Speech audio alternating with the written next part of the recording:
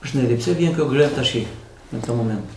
Përshëndetje, kjo grev nuk është se po vjen tani në një moment i pa menduar ose i pa folur me punonjësit.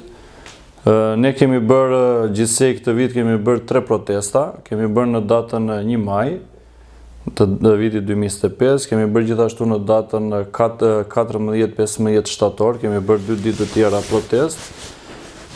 Kështu që ka qenë lajmëruar, por nuk kemi gjetur zgjidhje dhe pikërisht për këtë arsye ne kemi gjetur dje dhe sot kemi zgjedhur rrugën e grevës. Atëherë çfarë kërkon sindikata nga bankers?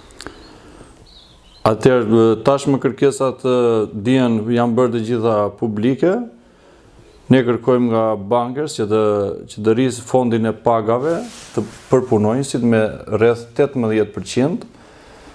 Gjithashtu të filloj të zbatoj pagesën e statusit të naftëtarit, pasi ka që nga viti, mos gaboj që nga viti 2019, që nuk është bërë asnjë pagesë në përkatëse për statusin e naftëtarit.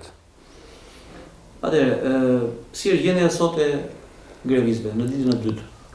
Atëherë, gjendja është relativisht, le të themi, e qetë dhe e mirë, por detyrimisht me kalimin e ditëve do rëndohet, simptomat do shtohen, siç janë dhimbje koke, marrëmendje, tension, temperaturë, nuk e di, por që për momentin duket e qetë.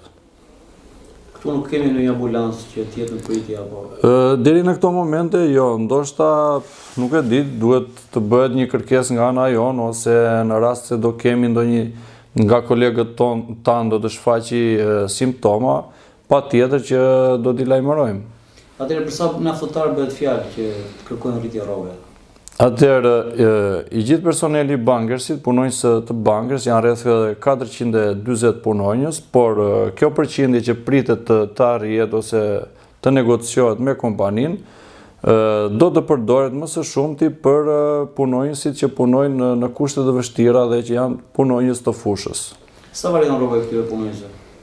Atëherë, mesatarisht, le të themi, varion 800-900.000 lekë të vjetra, por mesatarisht themi pasi kjo gjë ndahet, nuk që do të thotë, në qoftë se e marrim të gjithë 440 punonjësit, mund të dalim në këtë mesatare, pasi këtu ka punonjës që të huaj që paguhen shumë, paguhen